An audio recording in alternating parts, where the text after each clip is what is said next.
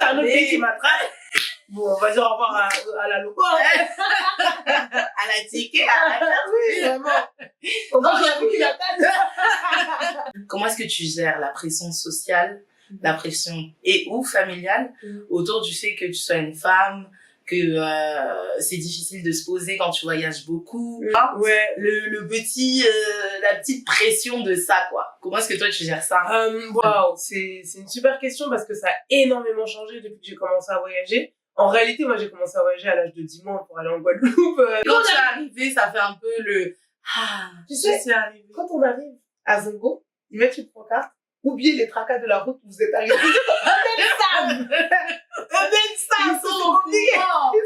Moi, 100% de mes vidéos sont faites avec mon téléphone. Les montages sont faits sur mon téléphone. On vit à une époque incroyable où on a accès à pas mal de choses. Saisissons cette opportunité. Mon exploration de l'Afro-World, il y a 4 pays qui sont prévus cette année, dont un bientôt. Petit spoiler alerte, c'est un pays lusophone, donc après on verra si vous devinez. Merci pour l'exclusivité. Bienvenue sur Pause, le podcast. Interruption temporaire du format habituel, mais pas de panique, on garde la base, le partage d'expériences et le bien-être. La Coupe d'Afrique des Nations, l'événement international organisé en Afrique le plus prisé aux yeux du monde. Une aubaine pour découvrir et redécouvrir les Africains et Afro-descendants influents durant cette CAN 2023 en Côte d'Ivoire. On les a rencontrés pour vous. On y va? Ici, Charma Touba pour 10 minutes à la CAN. Nous sommes aujourd'hui en présence de Abena. C'est moi. Comment vas-tu? Ça va super et toi? Oui, ça va très bien. On est dans 10 minutes à la CAN. Abena, on ne la présente plus, une Afro-traveler. Ouais. On peut dire ça comme ça. Ouais. Qui nous fait découvrir l'Afrique. L'Afro-World. L'Afro-World, c'est vrai, l'Afro-World, merci. Tu as fait justement, là c'est la CAN 2023 qui est basée en Côte d'Ivoire. Yes. Tu as eu la chance de faire le tour de toute le projet, de faire le tour de la Côte d'Ivoire, de rédiger un guide. Yes. Donc, toute cette aventure-là, comment tu l'as vécu? Bah, honnêtement, c'était génial. Ça m'a réconcilié avec la Côte d'Ivoire parce que je me suis installée en Côte d'Ivoire et c'est vrai que le cliché qu'on a un peu du pays, c'est toute la partie superficielle, Abidjan, Assini, Grand Bassam, et puis il n'y a rien d'autre à voir. Et donc moi, pour l'installation, après plusieurs mois, et au moment où je décide de faire le tour de la Côte d'Ivoire en 31 jours, je me rends compte que la Côte d'Ivoire, c'est aussi beaucoup d'authenticité, beaucoup d'artisanat, beaucoup de savoir-faire, et il y a beaucoup plus au-delà des frontières d'Assini et d'Abidjan. Il y a Korogo qui est tout au nord de la Côte d'Ivoire, il y a Kong qui est encore plus au nord, on voit des mosquées du style soudanais, on a l'impression qu'on est au Mali ou carrément au Soudan, et ça c'est tout au nord de la Côte d'Ivoire, près de la frontière entre le Mali et le Burkina. Sur la côte, on a San Pedro, Grand Bérébi, Saint-Sandra. À l'ouest, on a Mans avec la Dent de Mans, une ville qui est en cuvette. Et en fait, c'est vraiment des paysages que j'avais déjà vus dans plein de pays d'Afrique qui sont réunis en Côte d'Ivoire. Et peu de gens en parlent. Et du coup, c'est super. Et j'avais envie que les gens aient aussi envie de le découvrir. Donc, j'ai fait le guide avec toutes les adresses, tous les contacts pour qu'ils puissent vivre la même aventure que moi. Génial. Nous t'en remercions très humblement. Avec plaisir. Merci pour le partage. Tu es justement antillaise? Oui. Et est-ce que, enfin moi je trouve ça intéressant parce que c'est parfois il y a toujours les Antilles, certains qui se détachent un petit peu de l'Afrique, certains qui identitairement se sentent très engagés par rapport à ça. Toi, est-ce que ça t'a posé problème justement dans ces projets-là? Au contraire, parce que les gens étaient étonnés justement de voir une Antillaise qui soit aussi proche de ses origines, de ses racines, qui soit aussi fière de son identité africaine. Donc non, ça a été très bien accueilli. Aussi bien par la communauté antillaise que par les personnes du continent et par rapport à la communauté antillaise, même si effectivement il y a des personnes qui vont pas forcément se sentir proches de leur identité africaine, il y en a beaucoup qui se sentent. C'est juste qu'il y a pas forcément beaucoup de gens qui le crient publiquement. Et donc du coup au contraire, il y a eu beaucoup de connexions, beaucoup d'Antillais qui n'osaient pas forcément sauter le pas pour aller en Afrique. Le fait de voir une Antillaise qui fait ça solo, ça leur donne envie de le faire. Donc non, ça a été super bien accueilli et on parle souvent du fait que oui, les Antillais doivent connaître leurs racines, etc. Mais c'est vrai que ici en Afrique, moi quand je voyage et que je dis que je viens de Guadeloupe, peu de gens savent ce qu'est la Guadeloupe. Donc, l'idée aussi avec Âme d'Africa, c'est que le pont se fasse. C'est que, au même truc que les Antillais devraient connaître encore plus leurs racines, leur culture ancestrale, que le continent africain connaisse, sache, apprenne aussi de leurs frères qui ont été arrachés au continent, de leurs frères et leurs sœurs qui ont été arrachés au continent et qui ont construit des communautés au-delà de l'Atlantique, que ce soit les communautés caribéennes, que ça soit les communautés afro-latino. Donc voilà, c'est bien que le pont se fasse des deux côtés. Justement, toi, quel a été le déclic pour toi vraiment de te dire, en fait, je vais le faire, c'est mes racines, j'y vais, et surtout, j'y vais solo. Le déclic, je pense pas qu'il y ait un déclic. Je pense que ça a été un travail c'est dans mon éducation. Mon père, il a toujours été très fier de ses racines africaines, alors que lui-même n'avait jamais été en Afrique. D'accord. Mais il a toujours il nous a toujours dit qu'on venait de ce continent, qu'on doit être fier de ça, en tout cas qu'on ne doit pas en avoir honte, parce que quand on grandit en France, c'est un peu ces discours qu'on a. Ça étouffe beaucoup. Voilà, continent de la pauvreté, gens pas très intelligents, pas trop, les bébés voilà, sorcellerie, tous ces trucs-là. Et comme nos parents nous ont transmis à mon frère et ma sœur et moi ce goût du voyage, ça a fait un petit mix. Et quand à 18 ans j'ai eu la possibilité de voyager, j'ai demandé à mes parents si je pouvais aller au Ghana, et c'était mon tout premier pays d'Afrique. C'était choisi totalement par hasard. Ok. Ah ouais, quand même. Ouais. Je connaissais rien du continent. Ouais, je connaissais rien du continent. Franchement, tu m'aurais dit Guadeloupe, tu m'aurais dit Ghana ou Tanzanie, qui sont deux pays qui n'ont absolument rien à voir. Tout à fait. Pour moi, ça aurait été pareil. Parce qu'à l'époque, pour moi, l'Afrique, pour le coup, dans ce cliché, l'Afrique n'est pas un pays. Pour moi, c'était pas un pays, je sais qu'il y a plusieurs pays, mais c'était vraiment un espèce de gros bloc où les gens sont tous un peu pareils. Alors qu'une fois qu'on voyage en Afrique, on se rend compte à quel point il y a des disparités incroyables. Un Éthiopien n'a rien à voir avec un Togolais, qui n'a rien à voir avec un Namibien, qui n'a rien à voir avec une personne du Mozambique, et encore moins une personne du Cap-Vert. Enfin, il y a tellement de diversité que voilà, c'est incroyable. Mais oui, ça a été vraiment juste de l'éducation, déjà un prolongement peut-être justement des bases posées dans ton éducation. Tu disais un petit peu plus tôt solo traveler, mais t'es une femme à l'âge adulte. Moi, je suis curieuse de savoir, en fait, parce que déjà, il y a beaucoup de femmes de la diaspora qui font plusieurs pays anglophones, francophones, en Afrique, aux États-Unis, en France, plus à l'est, l'Asie du Sud-Est, l'Océanie, même. Et il y a un petit peu, il y a un petit peu ce cliché. En fait, c'est pas un cliché, c'est clairement sociétal. Comment est-ce que tu gères la pression sociale, la pression ou familiale autour du fait que tu sois une femme, que c'est difficile de se poser quand tu voyages beaucoup, que tu es un ou une partenaire de vie, des enfants, tu vois, la petite pression de ça, quoi. Comment est-ce que toi tu gères ça? Alors j'ai pas de pression familiale. Mes parents me font confiance dans tous les projets que je fais dans ma vie depuis que je suis petite, donc j'ai peu de pression. Après, il y a toujours des trucs, c'est pourquoi, etc. Mais franchement, ça me pèse pas par rapport à d'autres amis où je sais que on leur dit, là, t'as tel âge, si dans 6 mois tu trouves pas quelqu'un, c'est moi qui vais être heureux pour toi. Non, mais vraiment! Et quelles que soient les couleurs, nos amis d'Afrique du Nord ou d'Afrique subsaharienne. Vraiment, donc moi, je sais que j'ai pas forcément cette pression-là. Après, effectivement, le fait de voyager, surtout le fait d'entreprendre, et du coup, le fait de faire les deux, t'as moins de temps pour le reste. Mais moi, je prends la vie comme elle vient.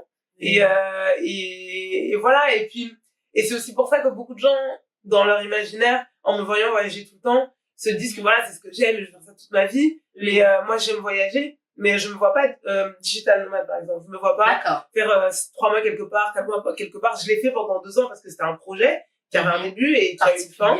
Et voilà, là, avant, j'étais à Paris, là, je suis basée à Abidjan.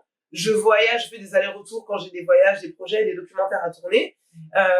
Mais sinon, je suis basée quelque part dans un endroit stable qui est Abidjan, et on peut construire en étant dans un endroit stable.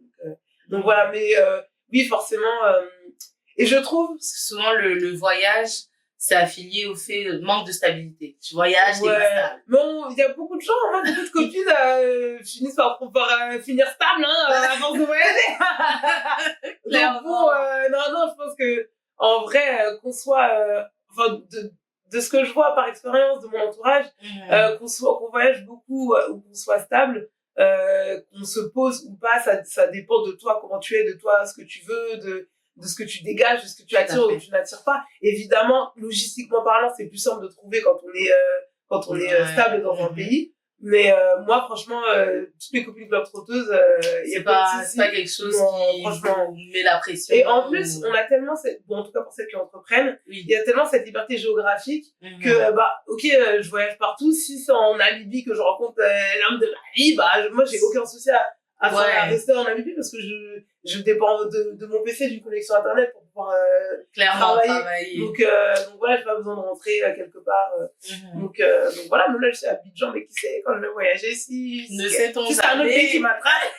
Bon, on va dire au revoir à la loco, hein. À la ticket, oui, vraiment.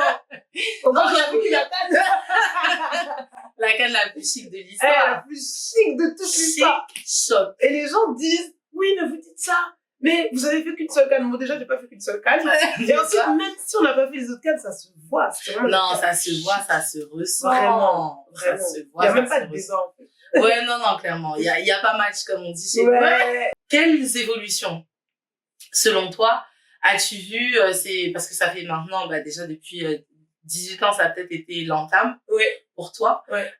Quelles évolutions est-ce que tu as vues justement dans ton industrie ou plus particulièrement, pas juste le solo traveling, mais peut-être le traveling de people of color or, of women? Wow, c'est une super question parce que ça a énormément changé depuis que j'ai commencé à voyager. En réalité, moi, j'ai commencé à voyager à l'âge de 10 mois pour aller en Guadeloupe, quand mes parents voulaient me faire découvrir mon île. Mais quand j'ai vraiment commencé à voyager en mode solo, à un âge plus avancé que 10 mois, ça a énormément changé. La première fois que j'ai été en Afrique, c'était en 2010, donc ça fait 14 ans.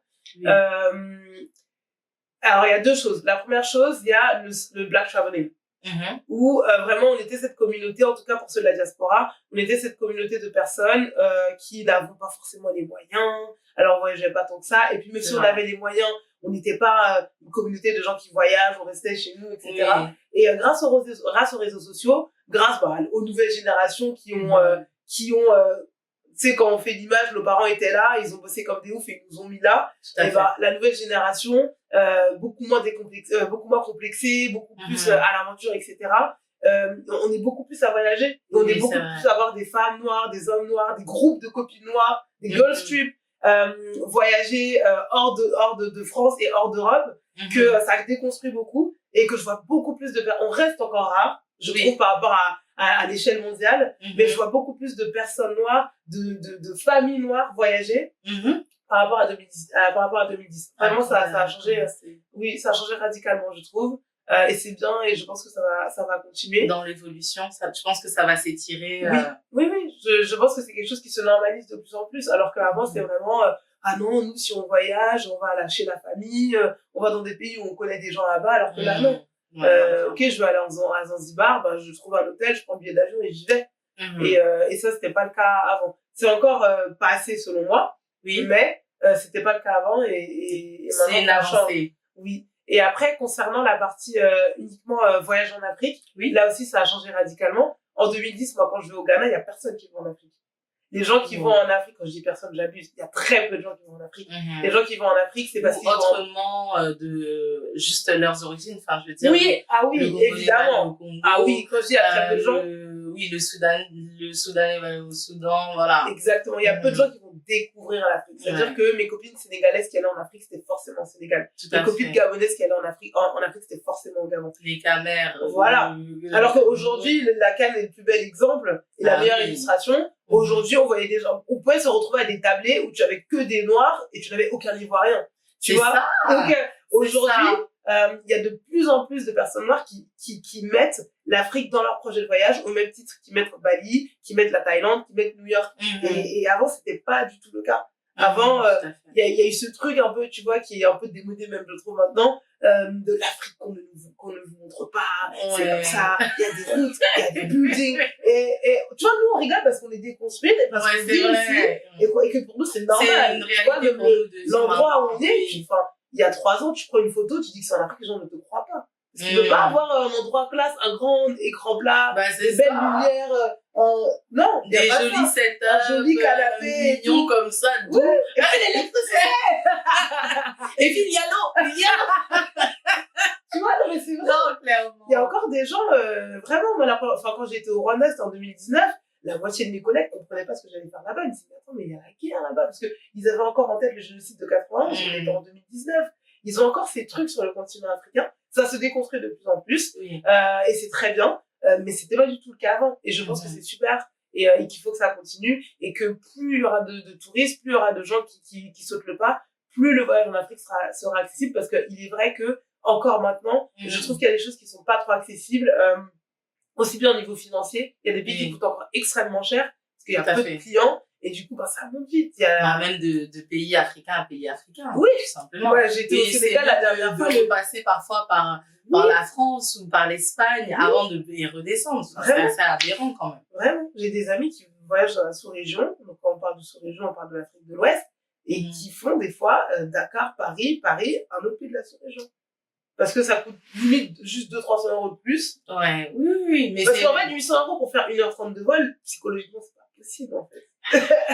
Donc, il y a plein de choses qui doivent changer à ce niveau-là. Oui. Et si, dans certains pays où il y a des choses incroyables, où il faut qu'il y ait des infrastructures qui soient mises en place pour y avoir accès plus facilement. Je prends l'exemple du Congo, à Kinshasa, enfin, pas loin de Kinshasa, il y a les chutes Zongo, qui sont des chutes magnifiques, incroyables, et même puissantes spirituellement parlant. C'est un lieu vraiment important, incontournable pour moi si on va en RDC. D'accord. Et pour arriver jusqu'à Zongo, le chemin même, c'est l'aventure. Le chemin même, il faut mettre une incontournable. L'incontournable dit le chemin de Kinshasa à Zongo, voilà, c'est un périple. C'est là où on va prendre les photos parce que le pneu est crevé, parce que la route est comme ça. Parce que comme il a plus la voiture de... Et quand tu es arrivé, ça fait un peu le... tu sais, quand on arrive à Zongo, ils mettent une pancarte. Oubliez les tracas de la route où vous êtes arrivé. Ils sont compliqués. Bon, on va dire que c'est pour améliorer l'expérience. Donc, je sais pas, des endroits incroyables. Enfin, le Congo, c'est un des pays les plus magnifiques que j'ai vus. Oui, tu le sais justement hors caméra que c'était l'une des très belles expériences que tu as eues. Et comme peu de gens y vont, il n'y a pas forcément d'image. Donc, toi, t'es vraiment émerveillé comparé à d'autres pays comme Zanzibar. C'est un pays. Comme l'île de Zanzibar, où t'as déjà vu la moitié des trucs sur Instagram. Clairement. Et du coup, tu kiffes, mais il y a un petit, t'es un peu spoilé. C'est déjà vu, un peu. Voilà. T'es un peu spoilé par les images. Alors qu'au Congo, tu peux pas être spoilé. Il y a peu de gens qui vont là-bas. Et donc, du coup, quand tu visites ce pays-là, t'es waouh, partout, tu vois. Donc voilà, c'est ce genre d'amélioration qui pourrait être faite. Et elles seront faites, plus il y aura des gens qui viennent, plus il y aura de clients, plus il y aura de voyageurs. Et voilà. Prenez vos billets. Prenez vos billets. Non, mais c'est super intéressant. Et le concept, c'est 10 minutes à la canne. Donc, avant qu'on passe à la question de l'invité précédent à l'invité suivant, est-ce qu'il y a quelque chose dont on n'a pas parlé, que tu aimerais que les personnes qui nous suivent sur Voice of Congo, sur Pause le podcast et le monde entier sachent? Je pense qu'on a tout dit. Venez en Afrique, voyagez en Afrique, faites-le au moins une fois. Faites-le au moins une fois dans votre vie. C'est bien d'aller dans le pays d'origine de nos parents, et c'est aussi bien d'aller visiter les voisins à côté. C'est bien qu'un Togolais aille un petit peu au Bénin, c'est bien qu'un Sud-Africain aille un petit peu au Congo et vice versa. C'est en tant qu'afro-descendant, c'est vraiment, je pense qu'il faut faire ça au moins une fois dans sa vie, et il faut qu'on cesse de tout le temps attendre que les autres communautés nous racontent qui on est, nous montrent qui on est, racontent nos histoires. Là, on est dans une époque incroyable où il y a des billets pas chers, on a des téléphones, on peut en 2 jours, en 48 heures monter une entreprise, faire des vidéos incroyables juste avec un téléphone. Moi, 100% de mes vidéos sont faites avec mon téléphone, les montages sont faits sur mon téléphone. On vit à une époque incroyable où on a accès à pas mal de choses. Saisissons cette opportunité pour aller à la rencontre de nos origines et pour reconnecter avec qui nous sommes vraiment. Oui, nos racines, tout à fait, tout à fait. Je pense que c'est vraiment cette canne, justement, en tout cas pour moi, ça a vraiment résonné. Je sais pas comment t'as vécu ça, mais ça a vraiment résonné en mode ah ouais. Parce que on vient du monde entier. Ouais. Et quand tu vois les parcours de vie, enfin, c'est super intéressant.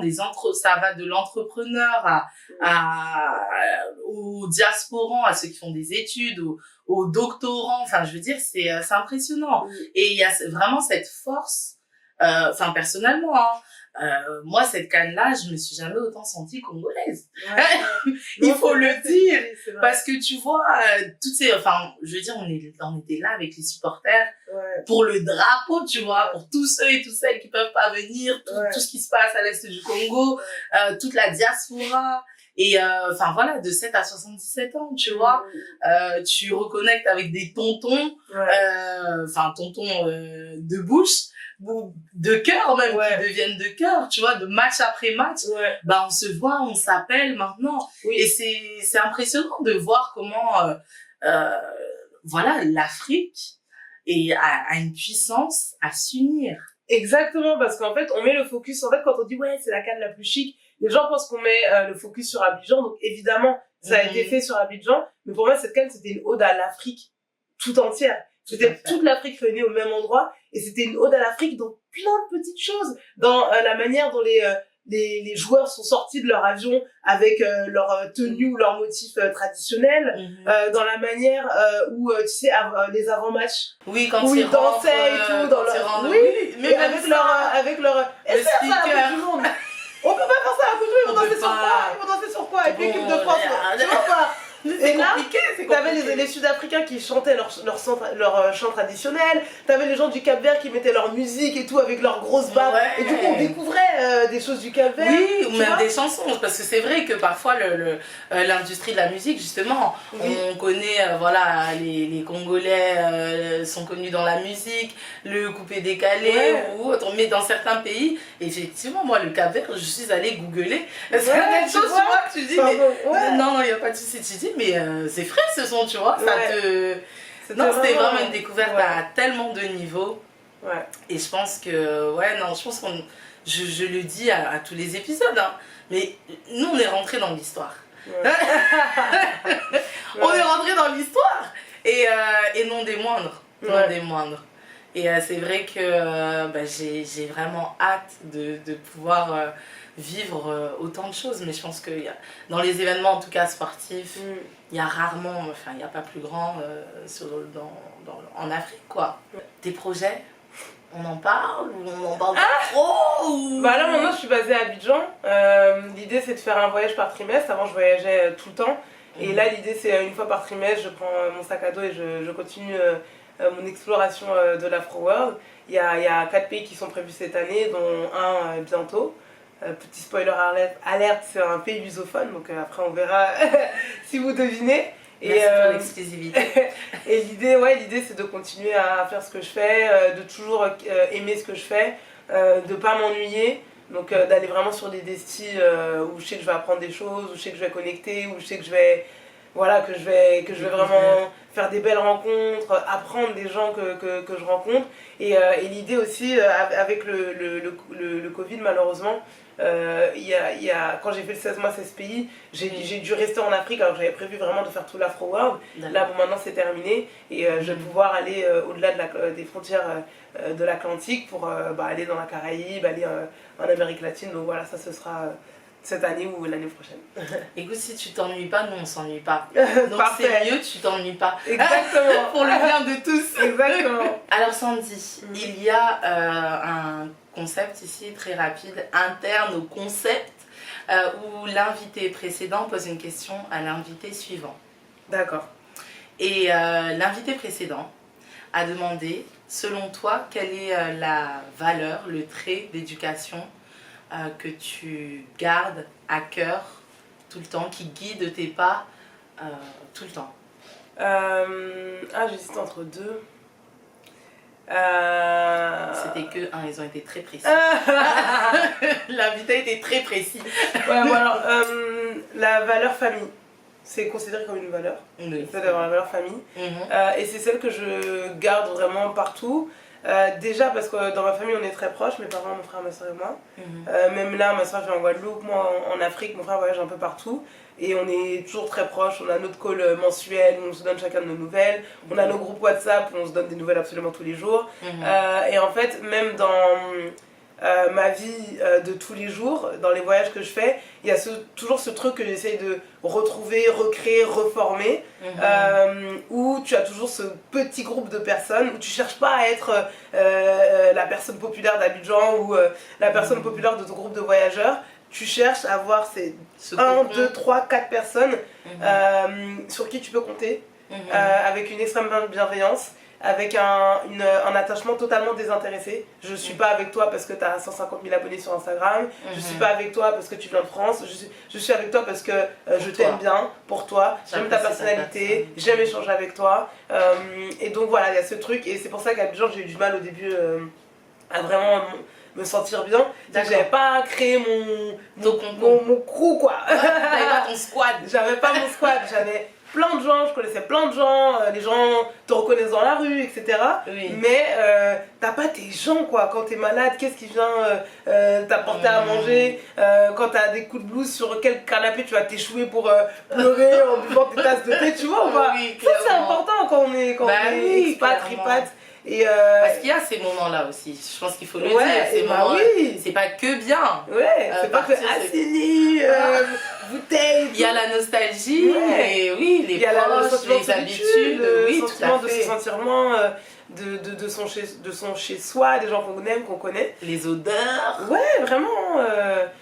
Quand on va en Afrique, on se dit ah ouais, ça va être attiqué à l'eau tous les jours, et puis au bout de 3 mois, tu te viens à manquer ton meilleur plat de pâtes.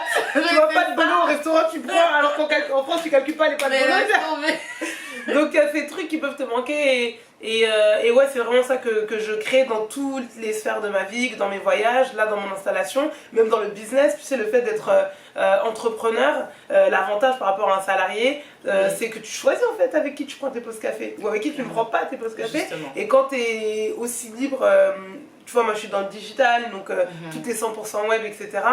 Tu choisis même, tu peux même choisir tes clients en réalité. Et donc voilà, il y a ce truc que je recherche dans à peu près tout ce que je fais. L'unité, même la communauté sur Instagram, les afro-curieux, il y a vraiment ce truc de bienveillance, je prends soin de toi et tu prends soin de moi. Et c'est vraiment un truc... cette réciprocité là, vraiment et ça vient pure vraiment et de mon propre. éducation. Ouais. Exactement. Ah, mais je pense que c'est génial parce que mais parfois on peut se détacher de ça, donc tu vois, je pense que en grandissant, selon les chemins, la valeur famille, c'est pas toujours quelque chose qui est maintenu en tant que diasporan, surtout qui voyage. Et que cette valeur-là soit gardée, c'est que les bases ont été très très bien posées. Merci clairement. Papa, merci maman. Love you. Merci, on vous salue. Clairement, non, clairement, il faut le dire, et je pense qu'effectivement, ça doit être quelque chose qui renforce aussi. Enfin, ça me touche. Moi aussi personnellement, que tu vois, que tu sois que ce soit cette valeur là sur toutes les valeurs d'éducation, je pense que c'est une vraiment particulière, précieuse. Très précieuse. Très précieuse. C'est tout pour aujourd'hui. Malheureusement déjà, c'était Charmatouba pour 10 minutes à la canne avec Abena, et surtout n'oubliez pas, prenez soin de vous tant à l'intérieur qu'à l'extérieur. That's it. C'est bon pour nous. Merci beaucoup. Je t'en prie. Merci beaucoup. Et du coup, faut que je te dise une question pour le prochain invité. C'est ça. Ah, okay. Toi au moins.